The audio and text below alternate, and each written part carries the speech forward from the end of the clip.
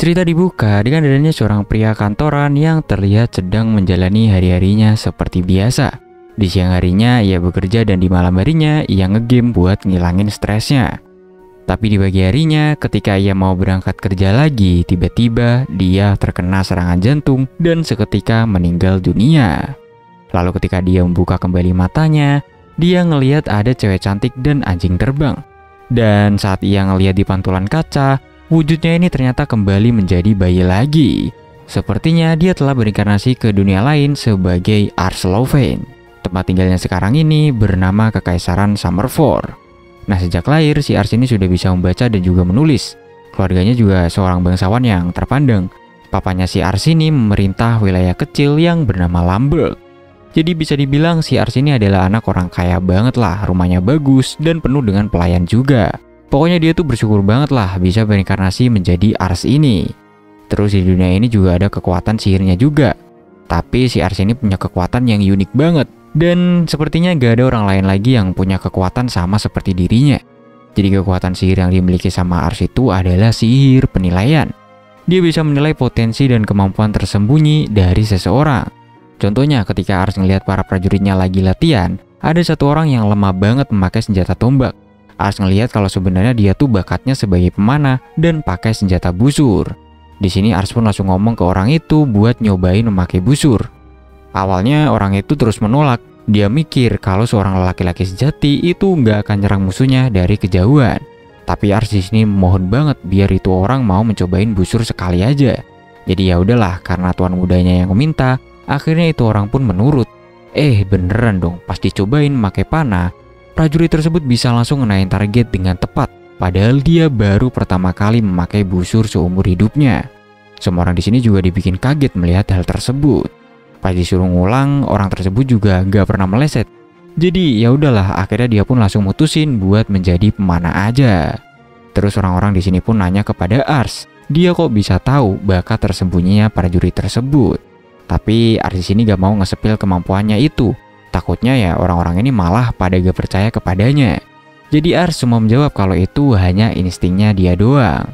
Tapi anehnya di sini Ars gak bisa memakai kekuatan tersebut untuk menilai dirinya sendiri. Kemudian di malam harinya pas makan bareng keluarga, Tuan Raven ayahnya Ars itu mendengar tentang kejadian tadi siang. Raven pun menyuruh Ars buat terus mengasah instingnya tersebut. Soalnya kemampuan kayak gitu tuh bakalan berguna banget lah kalau Ars menjadi pemimpin suatu saat nanti. Nah, si Tuan Raven ini tuh emang tampangnya galak banget. Bahkan Ars di sini juga lumayan takut kalau ngelihat dia. Tapi menurut skill penilaiannya Ars, si Raven ini adalah pria yang luar biasa. Nilai kepemimpinan dan keandalannya tuh hampir sempurna. Terus skill infanteri dan kavalerinya juga ada di rang S. Bahkan dia bisa ngalahin 10 orang sendirian. Wah, GG banget gak sih cuy? Karena gak mau ngecewain ayahnya, Ars pun rajin banget belajar soal politik dan kekaisaran. Soalnya dia tahu kalau masa depan di hadapannya tuh bukan masa depan yang cerah. Karena banyak sekali pemberontakan rakyat yang terjadi di mana-mana karena kekaisaran Summerford yang busuk. Kalau didiemin aja, lama-lama bakalan terjadi peperangan. Dan Ars tuh harus siap banget buat menghadapi hal tersebut. Ars di sini pun pengen melindungi semua rakyatnya yang ada di Lamberg ini. Habis itu, Ars pun kepikiran sesuatu. Dia di sini langsung OTW pergi ke kota. Jadi rencananya tuh dia pengen mencari orang berbakat buat dijadiin tangan kanannya. Tapi udah berjam-jam nyari, gak ada yang sesuai sama kriterianya Ars. Nah, pas lagi istirahat, tiba-tiba Ars melihat ada cowok yang lagi diusir oleh ibu-ibu. Kenapa dia diusir? Karena di sini orang-orang tahu kalau dia tuh berasal dari Malka dan langsung dijauhi. Nah, orang-orang Malka sendiri adalah pendatang yang berasal dari seberang Summerford. Kebanyakan dari mereka tuh dibawa ke sini sebagai budak, makanya mereka di sini diremehin terus. Di sini Ars pun langsung ngasih orang itu roti yang dibawanya. Nah, pas tuh orang makan roti, Ars langsung pakai skill penilaiannya ke dia. Anjir coy, ternyata bakatnya ini ngeri banget. Bakat kepemimpinan, kecerdikan, dan kemampuan diplomasinya tuh bahkan hampir sama kayak Tuan Raven. Tapi dari skill infanteri, kavaleri, sihir, panah, tempat, dan strategi cowok bernama Ritz itu masih jauh banget di atas Raven. Pokoknya saking luar biasanya si Ars ini tuh sampai terkejut-kejut. Malahan dia tuh nyamain Ritz sama Odan Bunaga, orang yang paling hebat di sejarah Jepang. Menurutnya, Ritz ini bakalan jadi orang yang menakutkan di masa depan nanti. Langsung aja lah di sini Ars pun ngikutin si Ritz itu. Nah, pas ditanya sama Ritz, Ars ini langsung ngomong kalau dia tuh mau Ritz jadi pengikutnya. Awalnya Rich menolaknya, soalnya dia tuh gak mau ngerepotin Ars lebih jauh lagi. Dia di sini takut dengan apa kata orang kalau Ars deket-deket sama orang Malka. Tapi Ars tuh maksa banget, bahkan dia ngebujuk Rich dengan memakai makanan. Ars di sini ngomong kalau di rumahnya tuh banyak banget makanan yang enak. Rich yang emang lagi kelaparan itu akhirnya mau untuk mengikutinya. Tapi giliran pas di meja makan, si Rich ini gak dibolehin makan makanan enak sama si pelayan-pelayannya Ars. Dia cuma dikasih sup kacang doang. Tapi tentu aja Ars gak mau diem aja. Ars langsung marahin pelayan-pelayannya itu dan menyuruh mereka buat ngehidangin makanan yang sama sepertinya. Wah, Rich di sini langsung seneng banget. Dia pun langsung mamam dengan lahap. Habis itu Rich pun cerita kalau dia tuh dulunya adalah prajurit bayaran. Tapi kelompoknya udah mati semua dan dia sekarang jadi terlantar. Nah, singkat cerita setelah makan, Ars pun ngebawa Rich di hadapan Raven. Ars pun ngomong kalau dia tuh pengen ngejadiin Rich sebagai pengikutnya. Awalnya Raven langsung nolak, dia gak mau ngejadiin orang Malka sebagai pengikut. Tapi Ars maksa banget dan ngomong kalau Rich itu punya bakat yang sangat luar biasa dan bakalan berguna banget buat Lambek. Jadi ya udah, karena si Ars ini maksa banget, si Raven akhirnya ngasih sebuah syarat, yaitu Rich harus diuji dulu kemampuannya.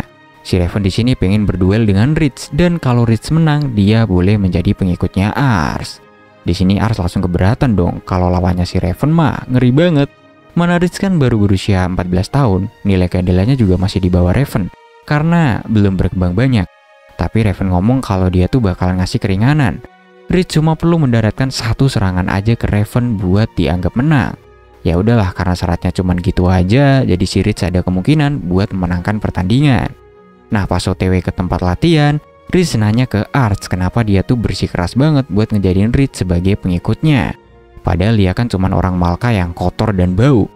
Ars di sini lalu ngomong kalau dia tuh sangat membutuhkan Rich karena saat Ars nanti jadi pemimpin, Ars pengen Rich ada di sampingnya untuk membantunya.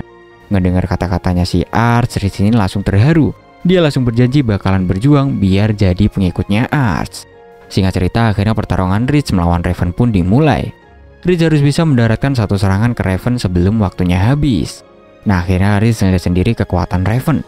Di sini dia langsung ketakutan melihatnya.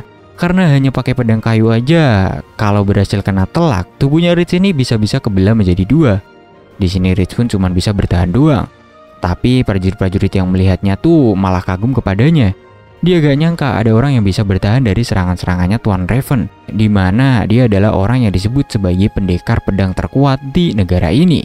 Apalagi si Rich ini umurnya masih 14 tahun. Setelah terdesak terus, Rich akhirnya mulai serius. Dia menyerang Raven sambil memanfaatin sinar matahari, biar Raven tuh menjadi silau. Tapi tetap aja Raven bisa menahan serangan Rich tersebut. Habis itu Raven ngomong kalau pertandingan ini telah berakhir. Padahal waktunya itu masih ada banyak. Dan ternyata serangan Rich tadi itu ngegores rambutnya Raven sedikit. Jadi ya udah, karena hal tersebut Raven pun menerima Rich buat jadi prajuritnya. Di sini Ars langsung seneng banget. Sebelum pergi, Raven juga memuji kemampuannya Rich. Dia akhirnya percaya kalau Rich besok bakalan menjadi pendekar yang sangat hebat. Tapi yang bikin lebih ngerinya lagi adalah kemampuannya Ars untuk menilai orang. Bahkan Raven ngomong kalau bisa aja Ars ini menjadi kaisar gara-gara kemampuannya tersebut. Nah, besoknya Ars ngeliat Rich yang sudah pakai baju prajurit.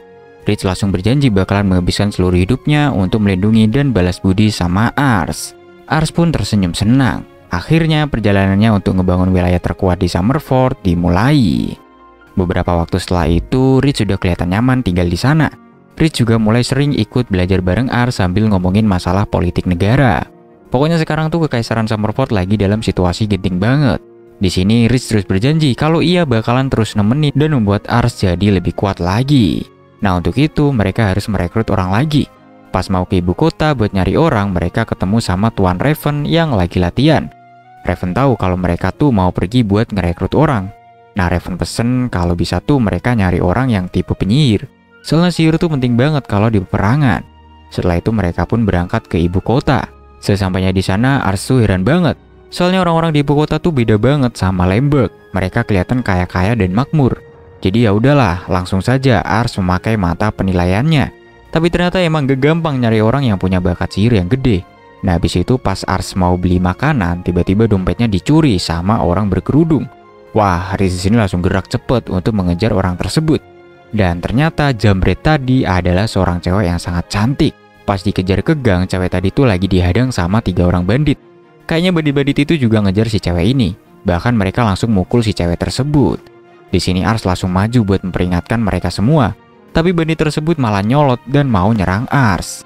Tapi dalam sekejap Ritz berhasil ngalahin mereka. Karena udah kalah ya, bandit-bandit tadi langsung meninggalin mereka berdua. Nah, ketika Ars ngecek kemampuan itu cewek, ternyata bakat sihirnya itu mencapai rang S coy. Keadilannya juga setara sama Raven. Wah, Ars di sini langsung pengen untuk ngerekrut cewek bernama Charlotte ini. Tapi pas diminta sama Ars, Charlotte nolak mentah-mentah. Bahkan dia ngomong lebih baik mati aja daripada melayani bocah bangsawan kayak Ars ini. Tapi Ars gak nyerah gitu aja, dia terus ngiming-ngimingin si Charlotte. Jadi kalau dia mau menjadi pengikutnya Ars ngejamin kehidupannya tuh bakalan enak dan gak akan kekurangan kayak sekarang. Ditawarin kayak gitu, si Charlotte ini malah semakin ogah. Dia ngomong kalau Ars ini cuma bocah bangsawan manja yang sukanya tuh ngemanfaatin orang-orang lemah kayak Charlotte ini. Tentu aja Charlotte gak mau lah jadi alat untuk melindungi orang-orang kayak Ars ini. Ars yang ngedenger jawaban Charlotte itu langsung ngebela diri lah dan ngeyakinin kalau dia tuh bukan orang yang kayak gitu. Tapi tetap aja Charlotte gak mau tahu dan nolak permintaan dari Ars tersebut. Terus waktu ditanya siapa bandit-bandit tadi, Charlotte ngomong kalau mereka adalah anak buah pedagang budak. Dan Charlotte ini emang mau dijual sama mereka. Di sini Ars menjadi heran kalau dia emang diincar sama bandit, kenapa Charlotte gak kabur aja dari kota ini. Ternyata Charlotte gak pergi dari kota ini punya alasan khusus. Dia mempunyai anak-anak yatim piatu yang harus dia asuh. Dan kebetulan di sini anak-anak yatimnya juga langsung muncul. Ngeliat hal itu, Ars terus mutusin untuk ngasih semua uangnya buat Charlotte. Dan dia gak bakalan minta-minta Charlotte buat bergabung sama dia lagi. Ars juga pengen ngerebut Charlotte dari anak-anak yatim itu. Di malamnya, Ars kelihatan lagi merenung di luar. Nah, pas lagi duduk merenung gitu, Ars ngeliat anak-anak yatim tadi lagi lari-larian. Pas ditanyain, mereka ngomong kalau Charlotte tuh diculik lagi sama bandit tadi siang. Sementara itu, Charlotte yang ketangkap sama bandit kemarin akhirnya sampai di markas mereka. Charlotte langsung digebukin sambil dimarah-marahin. Terus si bandit ini tuh malah nggak sengaja nemuin dompetnya Ars yang dikasih ke Charlotte tadi. Di sini dia seneng banget karena isinya itu banyak banget.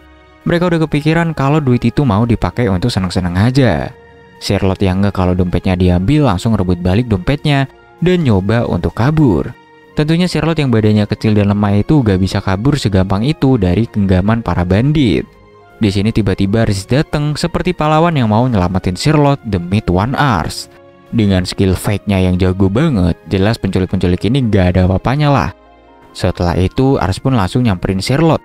Setelah ngecek keadaannya, si Ars pun ngeliat stat si bos penjual budak itu. Yang ternyata nama si bos ini adalah Albert Garnier. Ars ngenego ke Albert untuk Charlotte dilepasin aja. Tapi ya jelas itu ditolak mentah-mentah sama si Albert ini. Di sini Charlotte bingung dong dengan perlakuan Ars yang ngebelain dia segitunya. Di sini Ars yang ngeh kalau Charlotte lagi bingung, akhirnya dia kasih tahu kalau sebenarnya dari awal mereka ketemu dia tuh udah penasaran kenapa kok matanya Charlotte begitu kosongnya. Terus dia pun keinget kalau mungkin itu karena nilai ambisinya Charlotte cuma 1 doang. Charlotte punya skill sihir kelas S tapi ambisinya cuma 1 doang. Jadinya Ars sedih banget dong dan bersimpati sama Charlotte. Karena orang dengan status dewa kayak dia tapi kok udah nyerah sama masa depannya. Charlotte yang ngelihat Ars ngebelain dia mati-matian di depan Albert ngerasa tersentuh.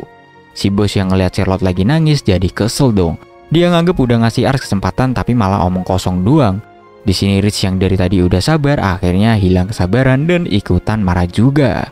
Tentunya bandit roco-roco ini gak ada apa-apanya dong sama si Ritz ini. Bahkan serangan sihir pun gak mempan sama dia. Jelas lah mereka langsung rata dalam hitungan detik sama Ritz ini. Nah pas mereka semua udah rata, ternyata Albert punya anak buah yang badannya gede banget. Konon dia ini adalah mantan tentara yang diusir gara-gara berperilaku buruk. Ya satu orang kalau dibandingin sama Ritz mah gak ada apa-apanya. Ya udah jelas lah sekali pukul sama Ritz dia langsung pingsan, meninggoy. Gak tahu dah itu pingsan atau meninggoy, pokoknya langsung mokat dah.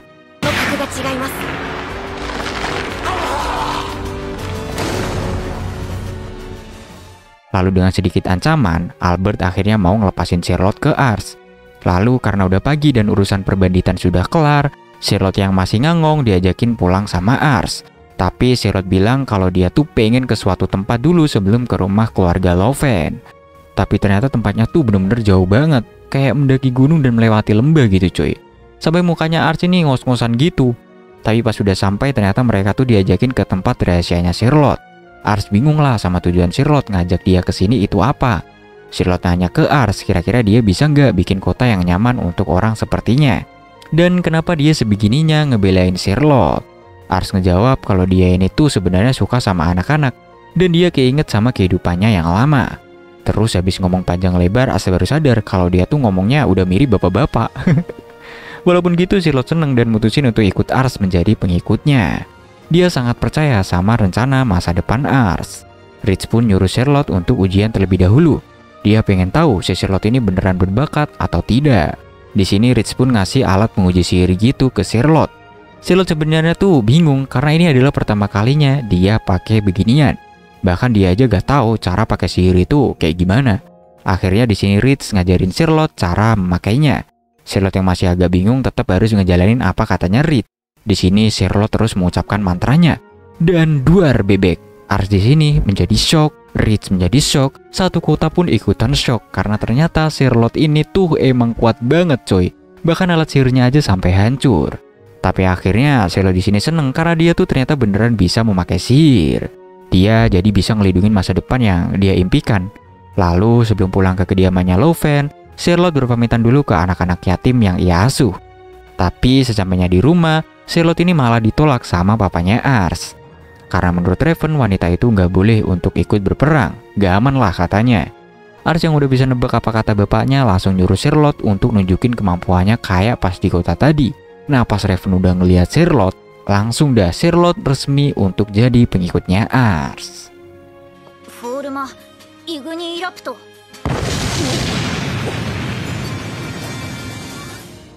Setelah Charlotte bergabung dengan Ars, kita langsung tab skip ke 3 tahun berikutnya. Ternyata Charlotte di medan perang itu serem banget. Dia udah ditakutin banget sama musuh-musuh. Sampai-sampai dikasih julukan Putri Api Loven. Wah bener-bener gak salah pilih orang lah si Ars ini. Terus tiba-tiba ada 2 anak bayi yang lagi digendong-gendong. Ternyata di sini Ars sudah memiliki adik kembar. 1 cowok dan 1 cewek, namanya adalah Clyde dan juga Rain. Kalau dilihat-lihat dari statnya sih mereka ada yang tingkat S sama A. Ars percaya mereka pasti bisa menopang keluarga Loven di masa depan nanti. Terus gak lama dari itu, Rich datang ngabarin Ars kalau dia tuh nemu orang baru yang potensial banget. Mereka adalah pemburu bersaudara yang baru aja pindah ke Lamberg belum lama ini. Ars denger itu semangat banget dong dan langsung OTW. Pas mau berangkat, tiba-tiba ada Charlotte yang nimbrung. Dia maksa mau ikut buat jadi pengawalnya Ars. Padahal sebenarnya Rich saja udah lebih dari cukup buat ngelindungin Ars. Tapi gara-gara Charlotte yang maksa ikut, Ars jadi duduk nyender di tempat yang sus banget. Kudanya juga kelihatan ngos-ngosan banget tuh dinaikin 3 orang. Sampai-sampai si kuda ini menjadi emosi. Gak lama kemudian ada babi hutan yang lari-larian, tapi langsung meninggal terkena sebuah panah. Ternyata ada 2 pemburu yang lagi mencari mangsa. Ars di sini langsung gercep buat lihat status mereka pakai skillnya. Ternyata 2 orang inilah yang lagi ia cari. Mereka adalah Gatos dan Mark. Nah saat berada di rumah Gatos dan Mark, Ars di sini disambut banget sama ayah mereka. Ars di sini langsung ngomong kalau dia tuh mau Gatos dan Mark ikut dia buat jadi prajurit keluarga Loven. Si ayah dan anak-anaknya kaget dong mendengarnya. Tapi mereka juga bangga dan senang banget karena ternyata jadi prajurit itu adalah impian mereka dari kecil. Terus di saat yang sama ada anak kecil yang diam-diam mau ngambil roti di meja. Charlotte yang notice langsung aja memanggilnya. Ternyata itu adalah si Roselle. Ars lagi-lagi langsung memakai skillnya buat ngecek kemampuan Roselle. Ternyata nih anak kebijakannya tuh tinggi banget coy, 109. Ars di sini kaget banget dong soalnya baru kali ini dia ngelihat angka setinggi itu. Raven aja kalah jauh, mana dia masih kecil lagi. Jadi kalau misalnya dibimbing dengan benar, pasti ia akan menjadi hebat banget. Ars yang semangat langsung ngomong kalau dia tuh mau Roselle buat jadi pengikutnya juga. Tapi si ayah gak ngebolehin, karena anak ini tuh introvert banget, takutnya ntar malah jadi beban di sana. Tapi di sini Ars tanpa babi bu langsung nawarin kesempatan ini ke Roselle-nya langsung. Tapi di sini Roselle-nya malah takut. Roselle langsung teriak kalau dia gak mau dan kabur ke kamarnya. Si ayah langsung minta maaf. Dia juga bilang kalau kayaknya mustahil buat Roselle ikut sama Ars.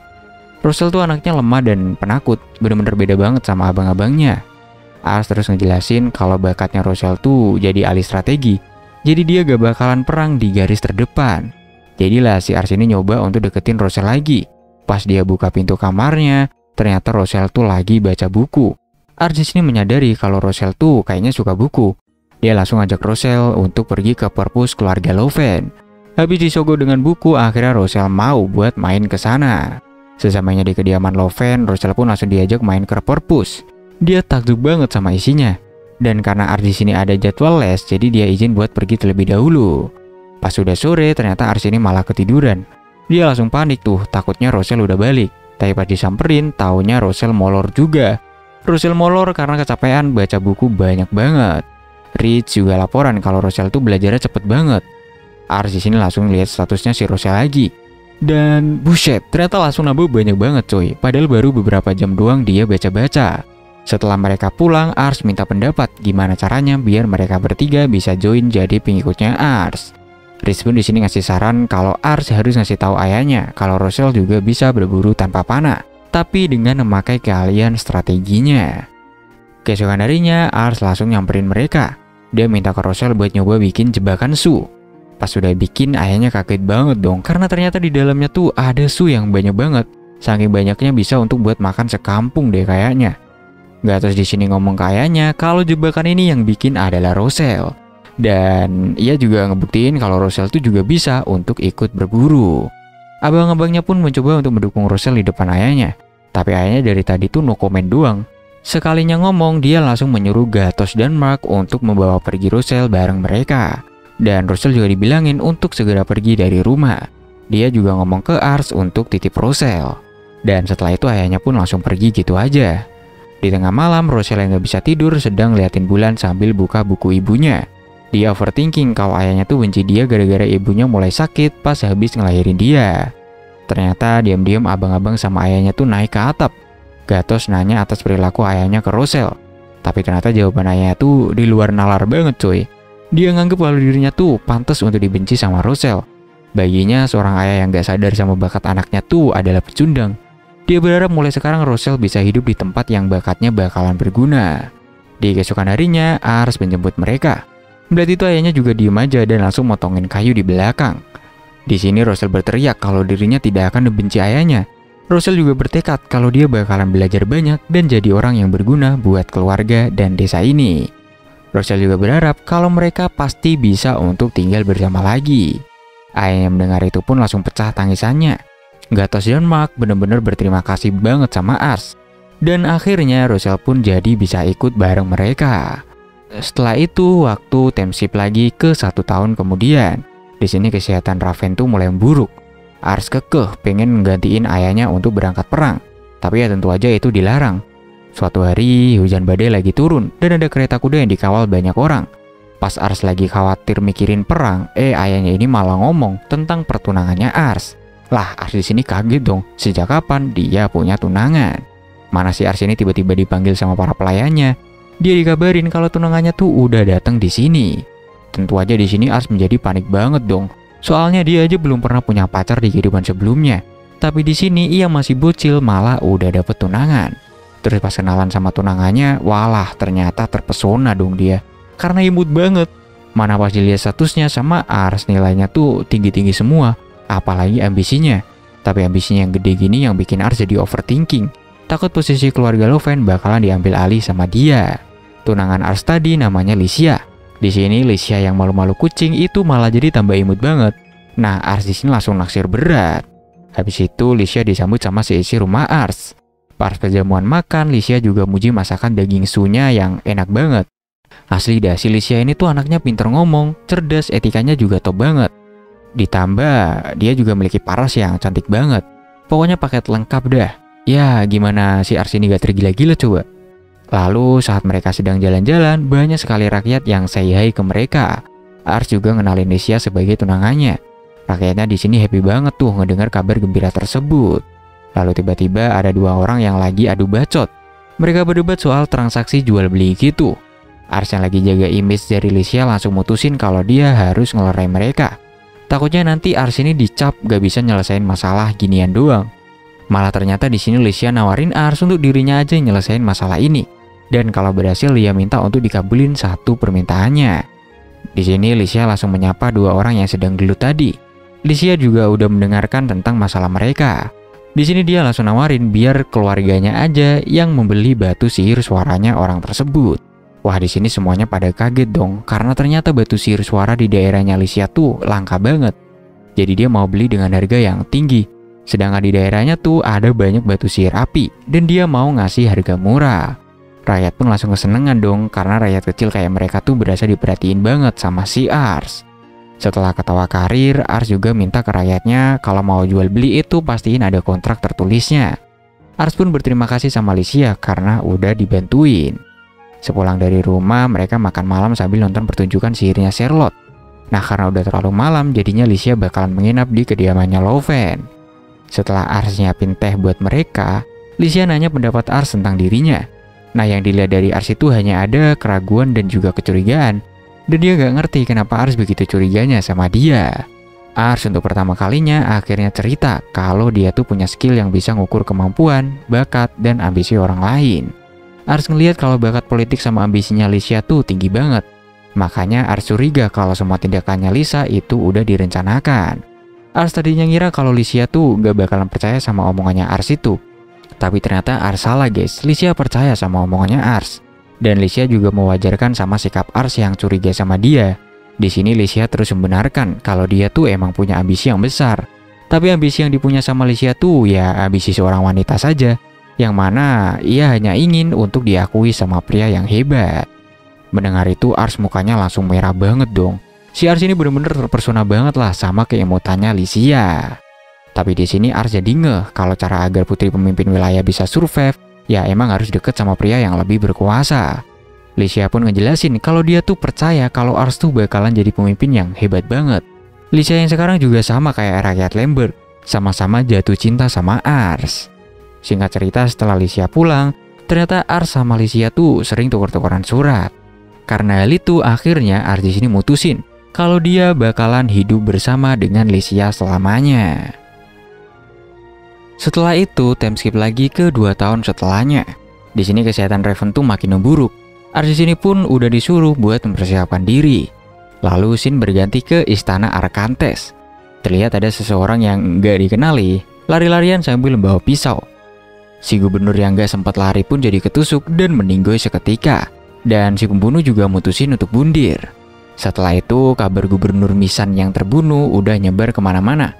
Russell juga ngasih tahu kalau bentar lagi pastinya bakalan ada perang besar-besaran. Reach diperintahkan untuk nyiapin militer biar siap berangkat kapan aja. Lalu 3 hari kemudian, Ars, Reach, dan Charlotte berangkat ke pertemuan di Lemaire. Di dalam, Ars ini ketemu sama tangan kanannya Lemaire, namanya Menas. Rata-rata statnya tuh tinggi banget cuy, tipe-tipe orang yang serba bisa gitu. Setelah itu mereka pun masuk ke ruang meeting. Tapi ada satu orang yang berada di kirinya ini tatapannya gak enakin banget. Terus tiba-tiba pintu kebuka dan semua orang pun berdiri. Dan ternyata itu adalah Lemaire. Perawakannya tuh bener-bener gagah. Lemaire di sini nyampein kalau dengan terbunuhnya gubernur, mereka tuh bakalan ikut perang. Dan mereka bakalan miyak sang kakak. Terus ada rumor kalau provinsi Sates tuh bakalan manfaatin momen ini buat ngikut nyerang mereka. Jadi Lemaire minta buat pemimpin wilayah nyiapin militer terbaiknya. Setelah meetingnya kelar, mereka langsung merintah untuk nyiapin pasukannya. Tapi tiba-tiba Lemaire ini nyamperin. Ars kaget dong, dikiranya ada apaan. Ternyata si Lemaire ini muji Ars yang masih 11 tahun, tapi udah bisa bawa nama Loven jadi bagus banget. Di sini Lemaire bener-bener berharap banyak nih sama keluarga Loven. Terus tiba-tiba orang yang dari tadi melototin Ars tuh nyamperin. Dan ternyata dia itu adalah ayahnya Alicia. Dan ternyata namanya tuh adalah Haman. Dia ini nyamperin Ars karena dia khawatir anaknya akhir-akhir ini galau banget. Ternyata Alicia ngadu kalau lagi ada masalah komunikasi sama Ars. Ars yang dari kemarin hektik banget tuh baru inget kalau dia tuh belum balas suratnya Alicia. Haman tuh mau anaknya bahagia. Dan karena sekarang udah ada Ars, Haman minta kepada Ars untuk ngebahagiain anaknya. Singkat cerita, setelah mereka pulang, Ars langsung laporan ke ayahnya. Raven di sini bener-bener bangga sama si Ars sampai dipuk-puk juga. Keesokan harinya, Ars latihan sama Reach sampai jatuh-jatuh. Ars di sini tuh ternyata insecure banget. Semua orang udah pada improve, udah menjadi pada kuat. Tapi dia ngerasa dirinya tuh masih gini-gini aja. Bahkan kemarin pas latihan simulasi perang, Ars kalah telak. Dia tuh kurang pengalaman banget. Mana pas diserang sama prajurit dia ketakutan banget. Karena itu dia maksain dirinya untuk latihan terus. Pas baru mau lanjut latihan, Mereka dapat kabar kalau tentara Seth itu udah mulai gerak dan OTW ke wilayah Kamer. Mereka juga dapat surat perintah dari Lemire untuk terjun ke medan perang. Ars di sini sadar kalau sekarang giliran dirinya lah yang turun ke medan perang. Lalu sekumpulnya di halaman, Ars terlihat lagi mimpin pasukan. Tapi tiba-tiba Raven datang dan bilang kalau dirinya lah yang bakal mimpin perang kali ini. Raven tuh bukannya gak percaya sama anak dan pasukannya, tapi alasannya tuh karena Ars belum berwajah kesatria. Ars kaget dong, dia bingung maksudnya itu apa. Di sini Raven langsung merintahin pengawalnya untuk membawa orang-orang yang ada di penjara bawah tanah. Mereka ini adalah pembunuh, pemerkaos, dan juga pencuri. Dan sekarang mereka bakalan dieksekusi mati. Kalau Ars bisa nonton proses eksekusi itu tanpa gentar, Raven bakalan ngizinin Ars untuk berangkat perang. Raven di sini langsung melakukan eksekusinya. Dia memenggal kepala penjahat tadi dengan cepat. Ars yang nonton itu secara live pun tatapannya langsung gemeter hebat. Bener-bener baru kali ini dia ngelihat kematian dengan nyata. Yang ternyata kematian itu seserem itu cuy. Darah yang ngalir dan kepala yang berguling tuh bikin Ars mual banget dan menjadi langsung muntah. Ars yang masih shock langsung ditinggal gitu aja. Di sini Ars langsung nangis kejer lah sendirian. Dia sadar kalau dia tuh belum dewasa dan dia belum mampu untuk menjadi seorang pemimpin. Hari ini Ars bener-bener dapat pelajaran hidup dari ayahnya. Di medan perang, Raven ini bener-bener menggila. Walaupun pasukan musuh 1,5 kali lebih banyak, tapi pasukan keluarga Loven ini berhasil membobol benteng pertahanan musuh. Sayangnya begitu pertempuran selesai, Raven tumbang lagi gara-gara penyakitnya. Sesampainya di rumah, Raven langsung dijagain sama istri dan adik-adiknya Ars. Nah, pas Ars dateng, Rich tuh kaget banget. Kok Ars tuh mukanya penuh luka? Dan ternyata itu adalah hasil dari latihannya selama ini. Habis itu, Ars langsung izin pergi buat latihan lagi. Terus tiba-tiba ada yang ngetuk pintu depan. Pas dibuka, ternyata itu adalah Licia. Ternyata Licia tuh di sini sangat khawatir sama Ars. Soalnya isi suratnya belakangan ini tuh beda banget. Ars kelihatan lagi kayak banyak beban gitu. Di sini Rich akhirnya nyeritain semuanya. Habis dengerin ceritanya Rich, Licia di sini ngerasa gagal. Karena sebagai tunangannya Licia tuh ngerasa gak bisa bantu apa-apa dari kemarin. Lalu ketua maid pun manggil mereka dan nginfoin kalau Raven tuh udah sadar. Tapi ketua maid ini bilang kalau Raven mau ketemu mereka bertiga terlebih dahulu sebelum ketemu yang lainnya. Sesamanya di sana, Raven bilang kalau bentar lagi dia tuh bakalan meninggoy. Jadi dia punya permintaan buat mereka bertiga. Raven ngomong kalau tentu aja ini tentang Ars. Ars yang sekarang tuh belum bisa ngapa-ngapain di medan perang. Raven minta ke mereka bertiga untuk terus jadi pengikutnya Ars dan melindungi Ars dari apapun. Di sini Raven sampai nudukin kepalanya sampai nangis. Roselle, Charlotte, dan Rich yang udah diselamatin sama Ars, tentunya dengan senang hati dan tanpa permintaan siapapun mereka bakalan setia untuk membantu, melindungi, dan mengawal Ars sampai akhir hayatnya. Setelah itu Reed ngasih tahu tentang Licia. Dan sekarang giliran Licia lah yang ketemu sama Raven. Raven seneng banget kalau Licia bisa ngebantu Ars. Intinya si Licia nih udah direstuin lah sama si Raven. Dan akhirnya sekarang giliran Ars yang dipanggil sama Raven. Ars masuk kamar sambil bawa-bawa buku dan botol-botolan. Ars ngasih tahu ayahnya kalau selama beliau perang, Ars tuh meneliti penyakitnya Raven dan nemuin obat-obat herbal buat sakitnya. Dia juga nemuin dokter hebat di provinsi sebelah. Tapi Ravennya di sini cuek dan malah cerita tentang masa lalunya ke Ars. Raven cerita kalau dulu tuh dia berasal dari wilayah kecil di sudut provinsi Misian. Karena pemimpin wilayah sana jahat, Raven yang berusia 10 tahun tuh milih buat ngerantau ke kota lain. Suatu hari, Raven melihat gubernur Misian yang lagi pawai. Raven ngerasa kalau gubernur tuh sangat berwibawa dan keren. Dari situlah Raven bercita-cita pengen menjadi seorang gubernur. Habis itu dia pun latihan otodidak dan jadi seorang prajurit, bikin prestasi di perang, dan tahu-tahu diangkat jadi pemimpin wilayah sama Tuan Lemire. Di sini Raven mau menyerahkan semuanya kepada Ars, bahkan dia sampai nudukin kepalanya. Hasilnya Ars di sini menjadi terpukul dan sedih banget. Tapi dia mencoba untuk nguatin dirinya sendiri dan mengiyakan permintaan ayahnya itu dengan mantap. Lalu mereka pun lanjut ngobrol banyak semalaman. Adik-adiknya juga ikutan ngobrol sama mereka. Singkat cerita di pagi harinya, ternyata Raven telah meninggal dunia. Di sini mereka langsung pada mengkremasi si Raven. Semua orang berduka, sedih, dan terpukul. Di sini Ars maju untuk ngasih bunga terakhir buat ayahnya. Walau di sini Ars gak sekuat ayahnya, Ars juga berjanji akan melindungi semuanya. Karena itu dia minta pinjam kekuatan rakyatnya untuk dirinya. Rakyatnya yang ngedenger itu semua dengan senang hati bakalan ngebantu Ars. Charlotte, Rosal, dan Rich yang juga ngedapetin perlakuan hangat dari Raven pun bertekad untuk terus mengabdi ke keluarga Loven. Ars selalu ngumumin kalau mulai sekarang lah dirinya yang menjadi kepala keluarga Loven, dan semua orang langsung berlutut hormat ke Ars. Ya di sini udah beneran jadi pemimpin dah si bocil ini, auranya pun udah mulai kelihatan guys. Setelah 3 bulan dari kematian Raven, Ars lagi ada meeting di ibu kota Kanare. Sebelum itu, Lemaire ngenalin Ars yang sekarang udah jadi pewaris Raven. Terus mereka ngebahas perang antar saudara yang lagi berlangsung. Mereka ngomongin daerah yang bernama Pereina. Daerah ini tuh kayak gak mau join ke pihak manapun. Sedangkan rute untuk nyerang musuh tuh paling deket ya harus lewat Pereina dulu. Nah jadi sekarang mereka harus bikin tunduk Pereina dulu biar OTW perangnya tuh bisa lancar dan mantap. Di sini tiba-tiba Ars minta izin untuk nyerahin penyelidikan Pereina ke dia aja. Tentu yang lain pada kaget dong, masih bocil kok udah berani banget gitu. Ternyata semalam Ars tuh udah rapat dulu sama 3 tangan kanannya. Rosal ngerasa ini tuh ada yang gak beres. Pereina tuh walaupun kecil tapi punya militer yang kuat dan bisa nyerang wilayah ibu kota. Tapi dia malah milih buat ngelawan mereka. Ya kayak ada sesuatu yang disembunyiin aja gitu. Jadi Rosal ngasih saran untuk mereka tuh nyari info dulu sebelum menyerang Pereina. Nah, Rich ngasih ide untuk nyewa kelompok tentara bayaran yang bernama Shadow. Ars setuju-setuju aja akan hal tersebut. Lalu setelah selesai meeting mereka mutusin buat ngunjungin panti asuhan yang dibangun Ars buat anak-anak yatimnya Charlotte dulu. Ternyata anak-anaknya sekarang udah pada gede-gede coy. Mereka hidup dengan bahagia banget. Anak-anak itu juga pada gak lupa buat ngucapin terima kasih ke Ars. Terus tiba-tiba ada yang manggil Ars dan ternyata itu adalah Licia. Ternyata Licia sengaja ikut ayahnya karena denger Ars bakalan datang buat meeting tadi pagi. Arsnya malah gak siap mental buat ketemu Licia. Singkat cerita malam harinya Licia nanya ke Ars tentang kegiatannya besok. Ars ngasih tahu kalau mereka tuh bakalan ketemuan sama Shadow. Di sini Licia langsung pengen ikut dan karena Ars takut sama Licia, Arsnya sih ngeiyain permintaan dari Licia itu. Terus Licia sama Charlotte lagi-lagi berantem rebutan siapa yang bobo bareng Ars.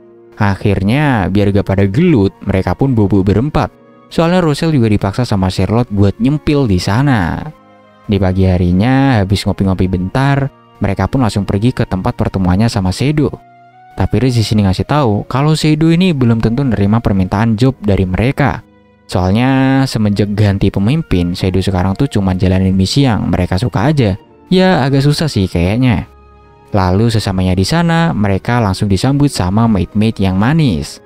Ars inisiatif untuk pakai skillnya dan melihat orang-orang di sekitar. Dia berharap ada pemimpin Shadow di antara mereka saat ini. Terus terlihat ada seorang pelayan berambut ponytail datang buat nerima pesanan mereka. Ars di sini langsung kaget melotot nih ngelihat dia. Ars berasa kayak ngelihat setan gitu. Nah pas pelayannya udah pergi, Ars langsung izin buat ke toilet. Si Licia udah nge nih kalau ada yang gak beres. Pas di toilet, Ars keringat dingin sendiri. Ternyata pelayan ponytail tadi itu adalah pemimpinnya Shadow.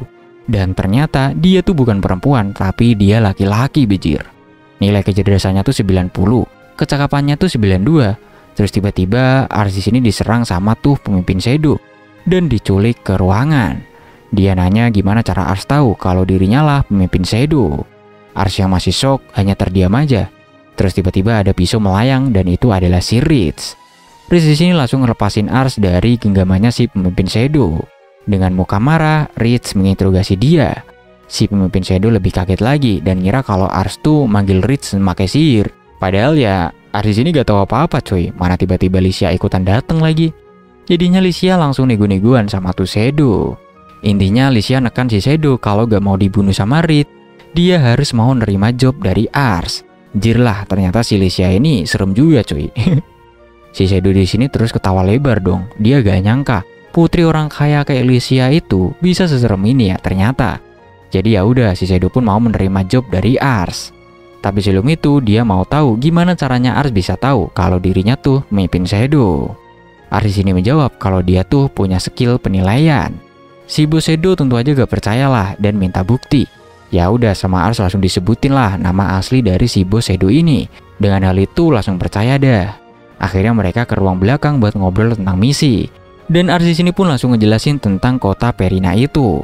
Bos Shadow yang namanya Pam itu oke-oke aja dan minta DP-nya terlebih dahulu buat dibayar sekarang. Dia juga ngasih tahu kalau paling mentok tuh ya bakalan makan waktu 5 hari. Singkat cerita 5 hari kemudian Ars bareng Reach temuin Pam di tempat janjian. Pam nyerahin gulungan ke Ars yang isinya perjanjian bangsawan-bangsawan yang join ke pihak Fastmark. Nah di situ ada tanda tangannya pemimpin Pereina. Tapi yang ngagetinya lagi di situ juga ada pemimpin massa. Massa tuh adalah kabupaten paling besar di Misian. Pasukannya tuh gede banget. Tapi kabupaten massa tuh udah perjanjian juga buat berada di pihak Khauran.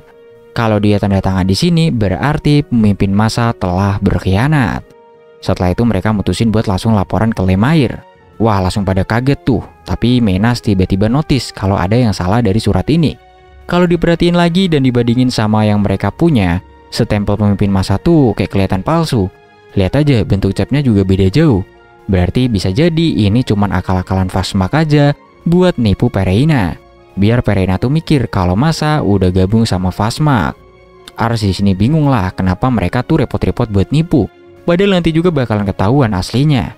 Nah kalau kata Reed dan Roselle sih ini tuh buat ngulur waktu aja. Dan ternyata di Pereina tuh ada tempat mining batu sihir peledak. Ini batu tuh langka banget, bahkan di seantero benua cuman ada 4 wilayah yang punya batu ini. Jadi Fastmark menipu Pereina sekalian buat ngambil batu sihir peledaknya juga. Akhirnya mereka mutusin buat ngedatengin pemimpin Pereina. Di keesokan harinya di istana Pereina, Ars ketemu langsung sama pemimpin Pereina. Ars ngomong kalau Lemberg tuh mau gabung ke faksi Fastmark. Ars juga ngomong soalnya Fastmark tuh kayaknya bakalan kuat banget gara-gara dapat dukungan dari massa. Wah, di sini pemimpin Pereina jelas seneng banget dong. Apalagi Lemberg tuh baru hot-hotnya nih, menang terus coy di perang. Nah, di sini Ars mulai pakai kesempatannya untuk nanya-nanyain tentang keaslian surat perjanjian itu. Katanya sih asli ya, soalnya itu surat tuh dikirim langsung dari Fastmark. Tapi Ars tetap ngeyel dan tetap nanya apa bener massa bergabung ke Fastmark segampang itu. Di sini pemimpin Pereina nyadar kalau dia tuh sedang dijebak sama Ars. Dia pun langsung menyuruh para prajurit istana untuk menyerang ke Ars. Tapi itu semua gampang diratain sama Reed coy. Dan tiba-tiba orang yang di belakang Ars ini ngebuka jubahnya. Yang ternyata dia adalah pemimpin massa. Di sini pemimpin Pereina langsung keringat dingin dong. Jadi ceritanya semalam pas ketemu sama Lemire, Roselle tuh ngomong kalau mereka tuh harus nyiapin bukti bahwa perjanjian surat ini tuh palsu ke Pereina. Tapi rada bingung juga kan buktinya gimana. Jadilah Ars ini ngedatengin pemimpin massa ke istananya langsung. Dan ngasih tahu kalau daerahnya tuh dipakai buat perjanjian palsu. Disitulah pemimpin massa ini menjadi marah besar. Jadilah pemimpin massa mutusin untuk ikut langsung sama Ars buat nemuin Pereina. Pemimpin massa ngejelasin kalau dia tuh gak pernah tanda tangan di surat itu. Dia juga nyatain kalau dia adalah orang yang loyal ke Khauran. Di sini pemimpin massa langsung neken ke Pereina terus. Sampai akhirnya Pereina mutusin buat sumpah setia balik ke Khauran. Lalu sebelum pemimpin massa pergi, dia muji-muji ke Ars. Dia juga ngomong kalau Lemberg tuh sekarang berada di tangan yang tepat. Wah, Ars di sini seneng banget dong diomongin kayak gitu. Setelah semua masalah ini selesai, Ars gak lupa buat berkunjung ke nisan ayahnya. Dia cerita banyak tentang masalah kali ini. Terus tiba-tiba maidnya lari-larian manggil Ars. Ternyata ada yang datang, yaitu si Tuan Lemire dan Menas. Mereka ngasih hormat ke almarhum Revan. Tapi tujuan mereka kesini itu ya mau ngasih tahu kalau Tuan Khauran juga pengen ketemu sama Ars. Tentu di sini Ars kaget banget, soalnya kalau di dunia kita ini tuh kayak gubernur ketemu sama Pak Kepala Desa gitulah. Kayak ngapain cuy pejabat setinggi itu ketemu sama Pak Kades doang. Tapi Lemire ngomong kalau Tuan Khauran itu tuh tertarik banget sama si Ars dan bilang mau ketemu sama dia. Awalnya Ars takut banget dan gak pede buat ketemu. Tapi Roselle dan Reed mencoba ngingetin ke Ars. Karena ini kesempatan yang bagus buat ningkatin pamor juga. Akhirnya dengan senyum terpaksa, Ars setuju buat nemuin Khauran sekarang juga. Wah di sini gue yakin banget kalau Revan pasti bangga banget lah sama si Ars ini. Gak pakai lama mereka pun sampai di kota Sempra. Sempra ini bisa dibilang kota dagangnya Misian gitulah. Nah istana yang di atas bukit itu adalah istana Sempra yang akan menjadi tujuan mereka.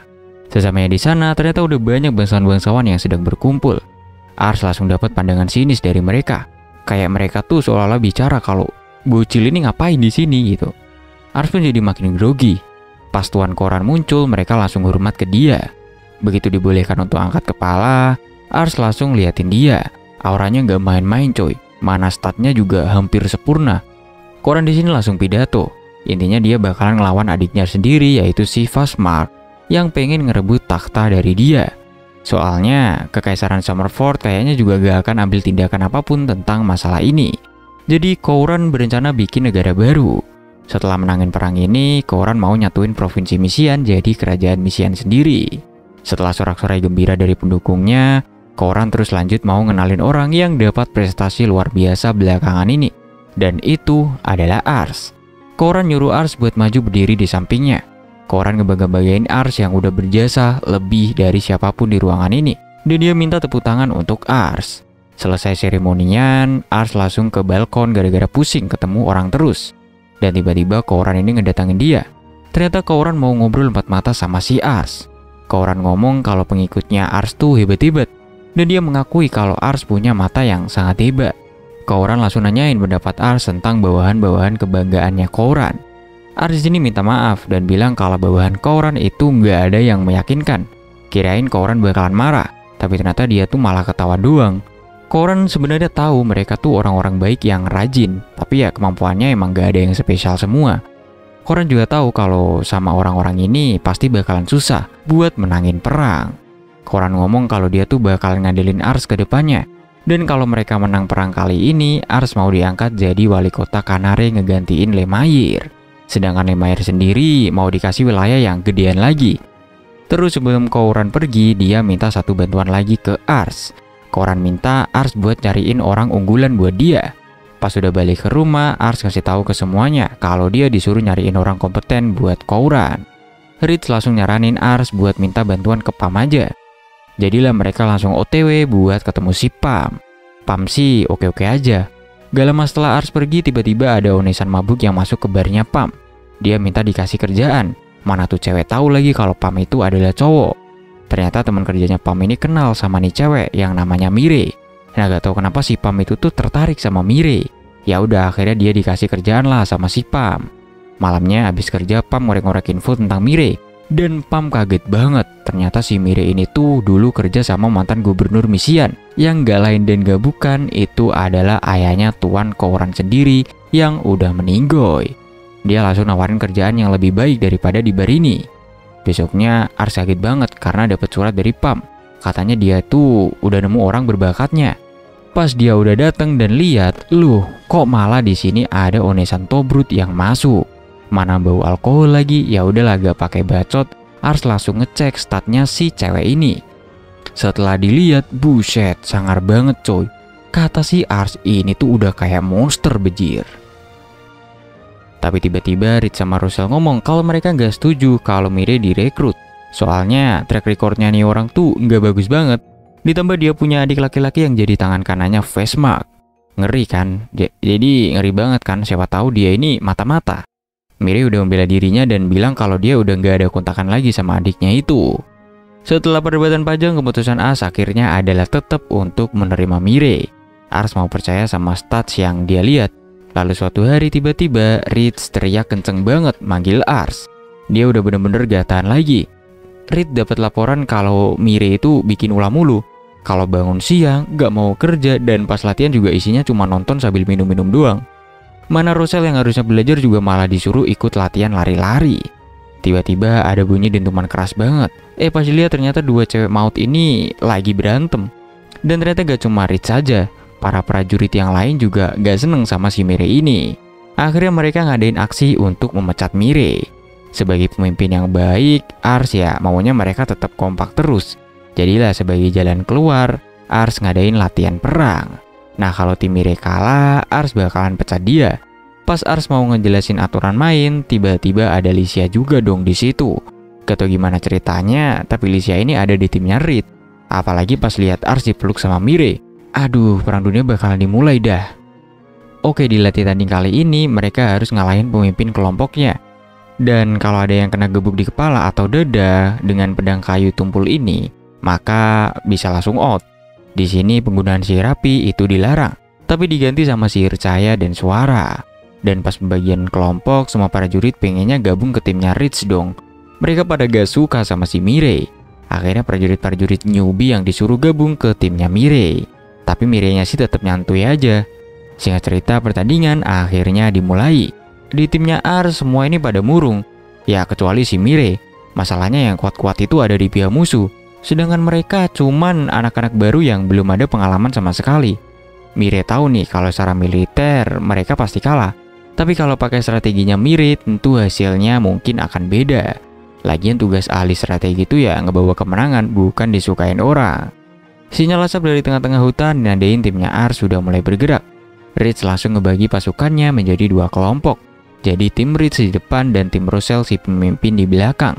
Dan kalau ada serangan dadakan, mereka kasih sinyal dengan pakai sihir bunyi. Dan saat itu juga tim Ritz langsung nyusul lagi ke belakang. Dengan begitu mereka bisa menang. Gak lama mereka jalan, jebakannya Ritz sudah keinjek aja. Udah ketahuan dah kalau nih anak satu dari timnya Mire.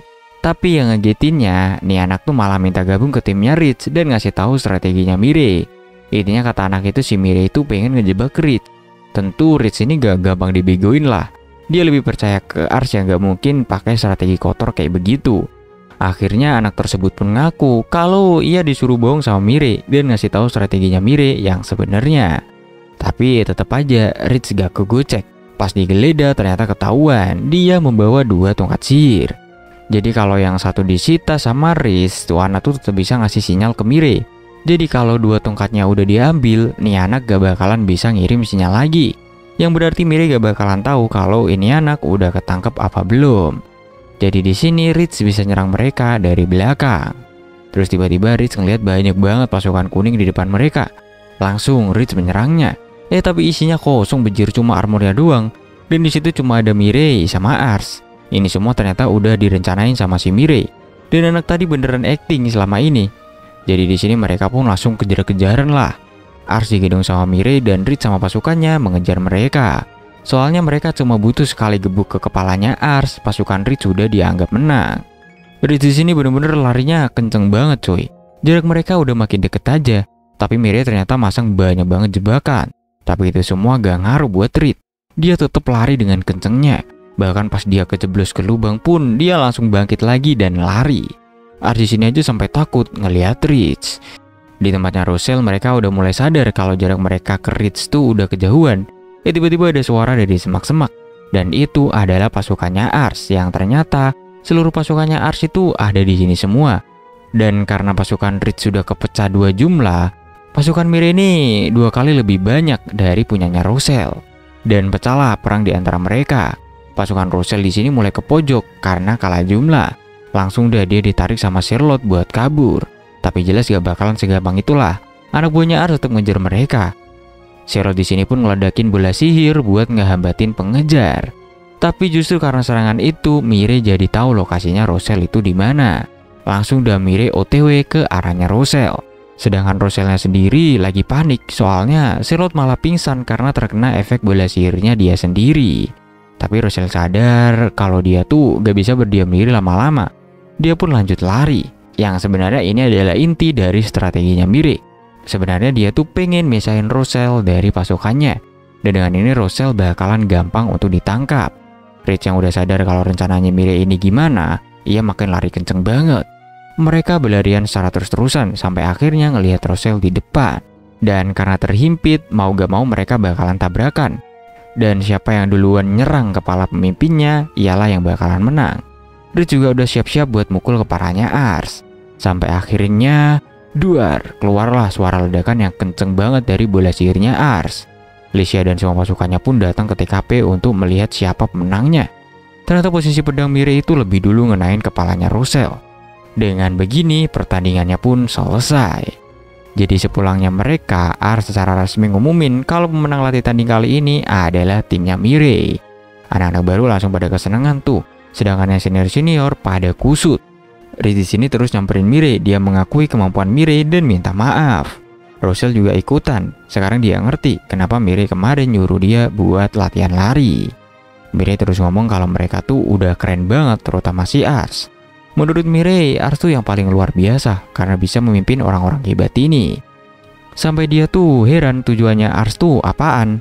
Ya tujuan Ars awalnya cuma mau bikin wilayahnya kuat biar gak kalah perang. Tapi sekarang tujuan dia tuh mau bikin wilayah yang bisa ditinggali anak-anak dengan sangat nyaman. Mendengar hal itu, Mire yakin banget kalau Ars tuh cocok jadi kaisar. Dengan gitu, Ars bisa bikin dunia tanpa perang. Lalu setelah itu baru juga kelar, Mirei di sini udah ngajakin mereka buat minum-minum. Jadi dia mereka party semalaman.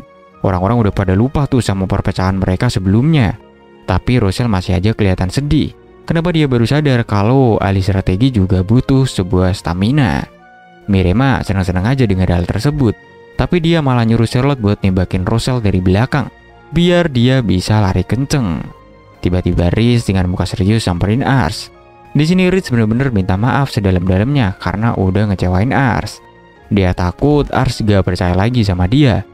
Di sini Ars dengan lembut pun megang tangannya Rhys dan ngomong kalau kepercayaannya tuh gak bakalan hilang cuman karena hal begini doang. Rhys yang ngerasain lemah lembut dan ketulusan dari pemimpinnya itu makin kuat tekadnya untuk mengantar Ars kemanapun dia mau. Ars ini bener-bener dapetin orang-orang hebat yang bisa dia andalkan. Keesokan harinya Lycia pamit pulang. Dan tiba-tiba ada suara teriakan memanggil nama Mirei. Ternyata itu orang masih ngebu anjir. Yang lain udah pada rapi, dia masih aja ngorok. Terus gak lama dari itu kepala maid ngetuk pintunya Ars dan ngasih surat undangan. Begitu dilihat ternyata itu dari Tuan Koran. Tuan Koran minta Ars buat ikut rapat Dewan Perang. Jadi dia pun ngajak semua orang kepercayaannya itu untuk datang ke sana. Setelah itu tiba-tiba cerita berakhir sampai di sini coy. Oke, itulah cerita dari anime Tensei Kijoku. Gue gak tahu ini ada kelanjutannya apa kagak ya. Tapi kalau gue lihat sih kagak ada ya kelanjutannya coy. Kalau kalian ada info tentang anime ini bisa komen aja di bawah. Terima kasih udah nonton video ini sampai habis. See you next video. Bye bye.